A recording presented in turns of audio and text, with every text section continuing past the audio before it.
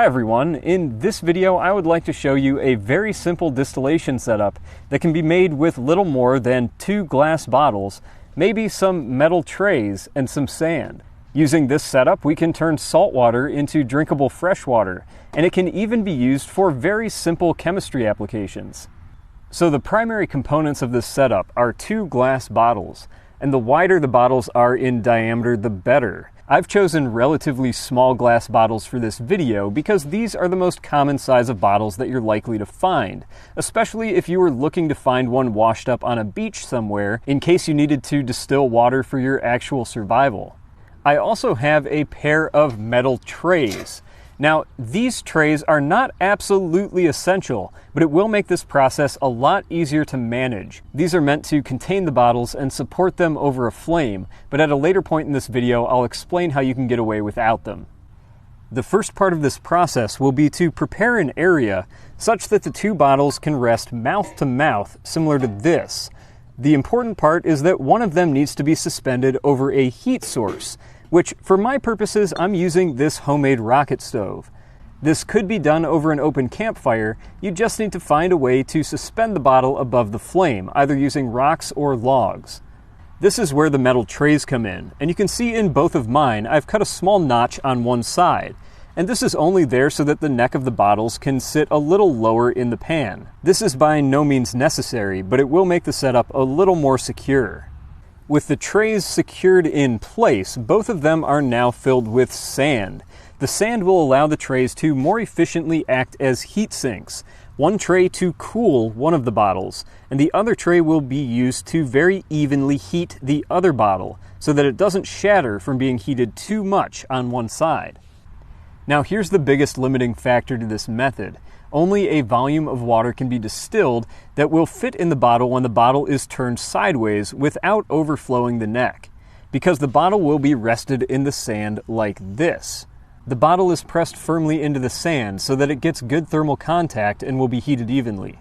Now in this bottle I have a very strong solution of salt water to replicate seawater. It's not actually seawater because I live in Michigan and that is a long way from any salty water source. However, I think this will be a good analog to test this method with. Now the second bottle is adjusted such that its mouth will meet up with the first, and it is also pressed into the sand to obtain good thermal contact. Another reason that I'm using sand for this is because it makes it very easy to finely adjust the bottle's angles. It's best to make the bottles meet up as evenly as possible so that there's not much room for water vapor to escape. We want it all to make it into this second bottle where it can condense as fresh water. As an additional measure to keep the cold half of this setup cold, I wet the sand on this side with water. And in fact, the entire bottle could be covered with more wet sand, or a wet towel to allow evaporative cooling to take place. This is the final setup. Now I just need to fire up my heat source and we can see the results.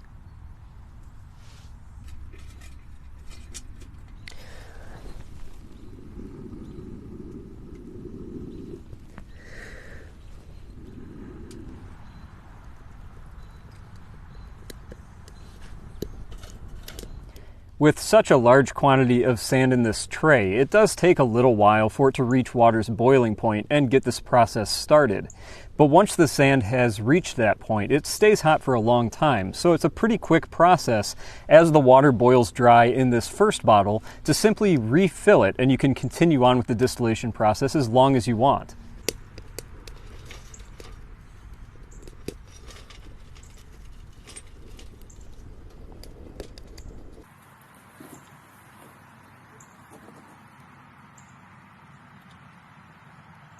So while this gets started, I can tell you about how this can be done using nothing more than the glass bottles. You don't need metal trays at all. And this is great because you can find glass bottles on almost any beach in the world because our trash has gone everywhere. If you can find 2 glass bottles, you can distill water. And the way that you do that is you first make a pile of sand and you bury one of the bottles in the very top of that pile with the mouth sticking out. Now that will be the bottle that is heated, and you put your supply of salt water that you need distilled into that bottle, and then you build a fire on top of the mound. You need to heat this mound very hot to the boiling point of water, and that is why you make a mound, because it is easier to heat the very tip of that pile of sand to water's boiling point than it would be to heat a flat area where heat can distribute in all directions. Now for the second bottle, you still do need to improvise a way to hold the mouth of that bottle against the mouth of the first that is buried under the sand. If you find it difficult to support the bottle accurately with nothing but sticks and stones, it is possible to hold the second cold bottle in your hands. And all you need to do is find a piece of fabric, say the shirt off your back. Now wet this fabric in your salt water that you're trying to distill, and that will keep the bottle cold. You can then hold the bottle by hand against the mouth of the first, and you will see water begin to distill inside. I should note that distilling water is only a safe method to create drinkable water if you're trying to remove mineral contaminants like salt. It doesn't work if you're trying to remove things like oil or gasoline or other man-made contaminants, because those things will evaporate away with the water and they will distill in your second bottle. That's no good. You don't want to drink any distilled water if you're trying to distill out man-made contaminants.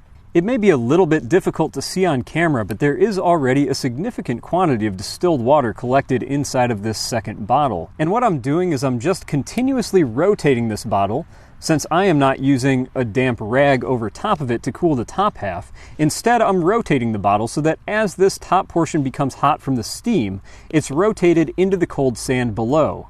And in that way, the entire bottle maintains a cold temperature, which causes the distillation to go much faster.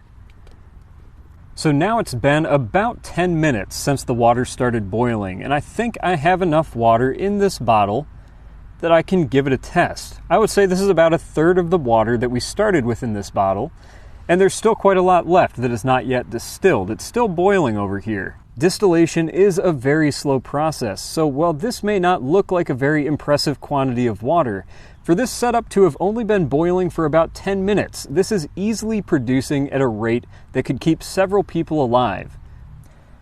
All that's really left is to give it a try and see if this process did in fact remove all of the salt.